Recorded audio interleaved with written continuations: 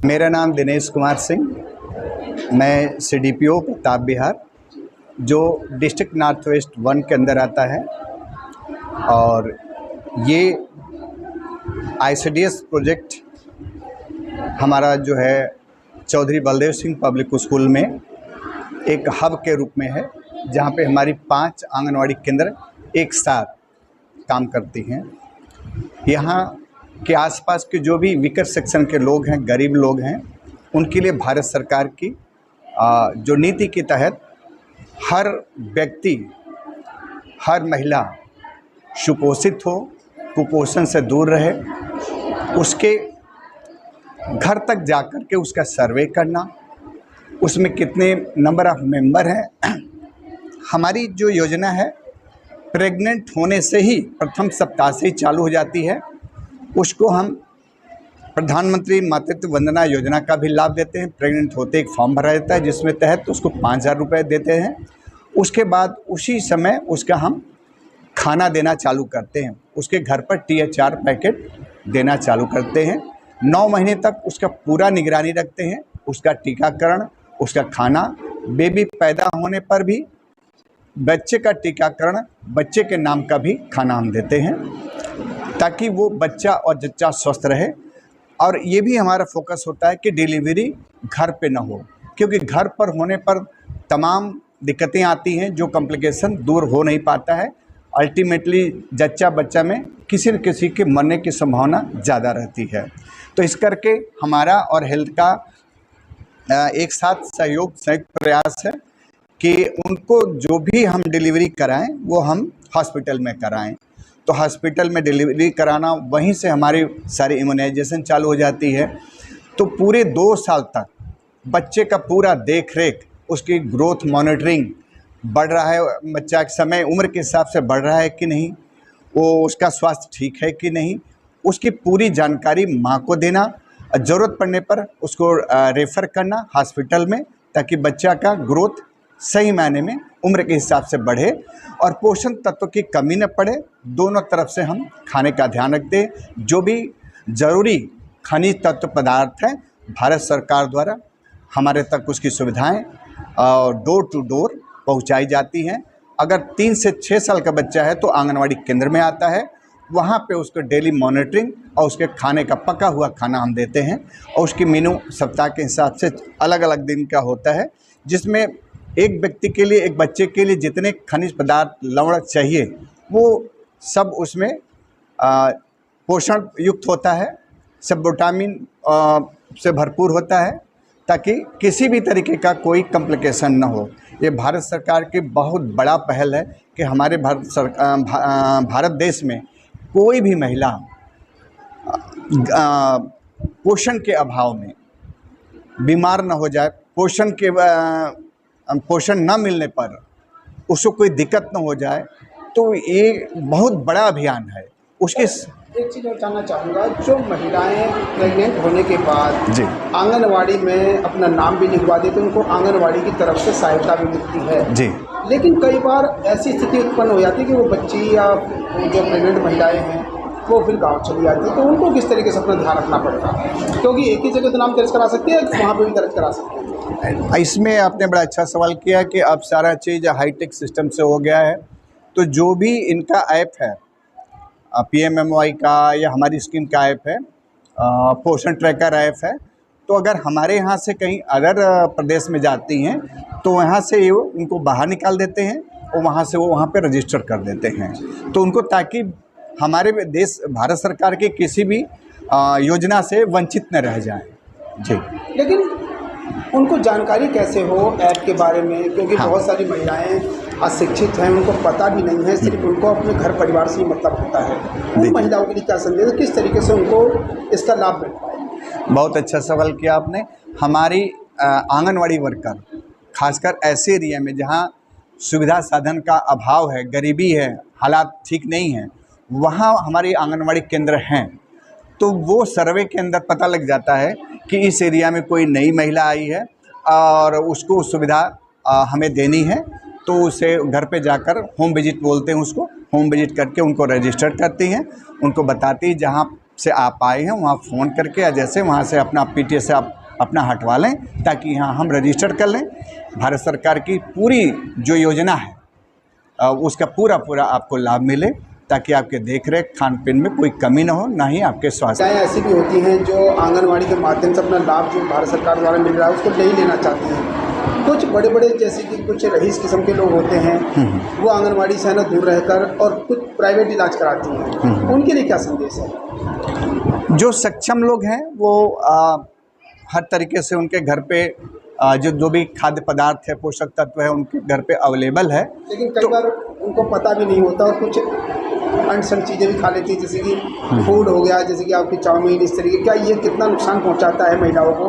क्योंकि आपने देखा होगा प्रेग्नेंट होने के बाद वो महिलाएं भी आजकल आपने रोड पे भी चलते हुए देखा होगा, या फिर मैंने तो खुद देखा है जी जी कि उनको चाट पकौड़ी, चटपटा आइटम बिल्कुल बहुत क्या पसंद ऐसे है। पदार्थ बच्चों को नुकसान नहीं पहुँचाते? बहुत उच्च कोटि का आपने सवाल किया।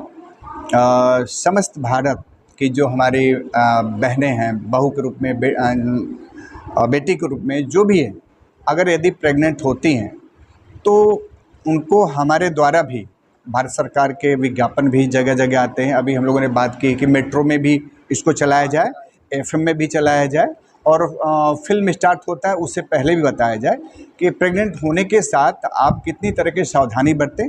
आपके सराउंडिंग जो भी डिस्पेंसरी हैं उस पे हर तरीके की जानकारी, कौन टीका कब लगाना है और किस तरह का पोषण आहार लेना है। अगर आंगनवाड़ी से वो संपर्क करते हैं, क्योंकि अच्छे एरिया में हमारी आंगनवाड़ी नहीं है, जहाँ VIP एरिया है, तो अगर वो हमसे संपर्क करते हैं तो हम उनको पूरी जानकारी डे 1 से देंगे, ताकि किसी चीज़ से किसी पदार्थ से खाने से न उनका स्वास्थ्य खराब हो, न गर्भ में पलने वाला बच्चा किसी तरीके का दिक्कत में आए। अब आखिरी संदेश जी। देश में रहने वाली उन महिलाओं के लिए क्या संदेश है जो देहात में रहती हैं और जो घर से बाहर कदम भी नहीं निकाल पाती हैं? वो सिर्फ परिवार के डर से भी, आज भी हमारे देश में ऐसी महिलाएं हैं, उनको किस तरीके से सावधानी बरतनी चाहिए? क्योंकि आजकल फ़ोन तो हर घर में है, फ़ोन के माध्यम से और चैनल के माध्यम से लोग अपनी आवाज़ तक पहुंचाते तो हैं वहां तक, लेकिन फिर भी वो दबी कुचली रहती हैं अपने घर में और आहार नहीं ले पाती बन सकती। नहीं, ये भी बहुत ही अच्छा सवाल किया आपने कि जो भी हमारे रेंज में है, जो हमारा सर्वे एरिया है, कोई गांव, कोई बस्ती है वो हमारे रेंज से बाहर नहीं है। हमारी आंगनवाड़ी वर्कर को डायरेक्शन होता है कि एक एक घर तक पहुँचे। जो महिला, जो बहू हमारे घर से नहीं निकल रही, सामाजिक कुरीतियों, परंपरा के कारण, किन्हीं कारण से वहाँ तक हमारे आंगनवाड़ी पहुँचे, उसको सारी योजना के विषय में जानकारी दे, प्रेगनेंसी के दौरान कैसी सावधानी बरतनी है उसकी जानकारी दें। उसमें हमारी आशा वर्कर भी हेल्प करती है, हमारा टीम वर्क है। उसके अलावा हमारी भारत सरकार की एक योजना लागू हुई है, किलकारी योजना। किलकारी में हम उनको एक ऐसा नंबर उनका रजिस्टर करेंगे, सारी जानकारी A to Z प्रेगनेंसी के साथ ही उनके फ़ोन पे सप्ताह में एक बार आएगा। उसमें पूरी जानकारी आएगा कि आप प्रेग्नेंट हैं तो आप क्या क्या सावधानी बरतें और कौन सी चीज़ें खाएं, कौन सी चीज़ें नहीं खाएं। 2 माध्यम अगर हमारे यहाँ तक भी नहीं आती, लेकिन एवरी वीक उनके फ़ोन पर ही ये सारे मैसेज आएगा। डॉक्टर अनीता करके एडवर्टीजमेंट के थ्रू आएगा। डॉक्टर अनीता मैं बोल रही हूँ, और हाँ, आपको बधाई, आप माँ बनने वाली हैं, ऐसा करके आएगा। और उनको स्वास्थ्य से संबंधी सारी जानकारी दी जाएगी। पोषण से संबंधी हमारा विभाग उनको पूरी जानकारी देगा, ताकि हमारे भारत का कोई जच्चा बच्चा किसी तरीके के कुपोषित ना हो, बीमार ना हो, क्योंकि स्वस्थ बच्चा ही स्वस्थ युवा बनेगा, स्वस्थ युवा ही स्वस्थ भारत का निर्माण करेगा। एक आखिरी सवाल जी। देश में रहने वाले उन युवाओं के लिए जो आज भी लड़के की चाहत रखते हैं और कई बार महिलाओं के साथ समझिए अत्याचार करते हैं और लड़के की चाहत में प्रेगनेंसी को ड्रॉप कर देते हैं और कहीं ना कहीं वो भ्रूण हत्या का पाप कहलाता है, उन युवाओं के लिए क्या संदेश है? और कहीं ना कहीं महिलाओं को भी पीड़ा झेलनी पड़ती है, क्योंकि अगर एक बार ऑपरेशन करा लिया फिर दूसरी बार करा लिया, उनके शरीर को कितना कष्ट पहुँचता है और क्या नुकसान भविष्य में उनके शरीर के साथ हो सकता है, और ऐसे युवाओं को क्या संदेश है जो ऐसे जघन्य अपराध करते हैं? ये भी बहुत ही झकझोर देने वाला सवाल आपने किया है कि आज भी हम जहाँ 21वीं सदी में हम जहाँ चंद्रयान पे पहुँच गए, ऐसे स्थिति में भी आज साइंस के इतनी आधुनिकीकरण होने के बावजूद भी एंड्रॉयड फ़ोन हर घर में पहुंच गया। उसके बावजूद भी ऐसे घटिया सोच के लोग हैं जो भ्रूण हत्या करवाते हैं। और भ्रूण हत्या सरकार के दृष्टि से, समाज के दृष्टि से जघन्य अपराध है। इसको कहीं भी, इसलिए कोई भी जहाँ भी अल्ट्रासाउंड सिस्टम लगा है वहाँ पे लिख कर लगाया जाता है कि यहाँ पे भ्रूण की जानकारी नहीं दी जाएगी। हर हॉस्पिटल में उनको एक मैंडेटरी किया गया है, चाहे प्राइवेट हो सरकारी हो, कोई भी ऐसा डायग्नोस सेंटर कि भ्रूण की आप जानकारी नहीं देंगे। अगर ऐसा कोई करता है तो उसको कानून की सज़ा देती है। और इसमें हमें यूथ के लिए करना है कि आज के डेट में सबसे ज़्यादा आप कहीं भी, चाहे 10वीं का रिज़ल्ट देखें, चाहे 12वीं का देखें, या किसी भी मेडिकल IIT IAS का देखें, तो हमारी बेटियां ही टॉप कर रही हैं। अब तो कोई क्षेत्र ही नहीं बचा, चाहे मतलब अंतरिक्ष का हो, चाहे फाइटर जेट प्लेन चलाने का हो, चाहे किसी भी तरीके का ज्ञान विज्ञान रिसर्च, कोई अनुसंधान, कोई क्षेत्र ही नहीं बचा कि जहाँ पे हमारी बेटियां अपना परचम नहीं लहरा रही हैं। आज देखिए किरण बेदी मैडम हमारी फर्स्ट IPS लेडी बनी। उसी तरीके से आज बहुत कोई फील्ड नहीं बचा। हमारी वर्तमान DM भी इस समय अंकिता आनंद मैडम हमारी वो भी महिला हैं। तो महिला जहाँ भी शासन संभाल रही है, जहाँ व्यवस्था देख रही हैं, बड़े व्यवस्थित, सुनियोजित और सुरक्षित ढंग से देख रही हैं। तो बेटे की चाह में हमारा कहना है कि कभी भी ये न पता करें कि भ्रूण में क्या है, और भ्रूण में बेटी की हत्या न करें। और आप सबसे हमारा एक निवेदन है कि आप सभी हमारी बेटियों को सम्मान करें।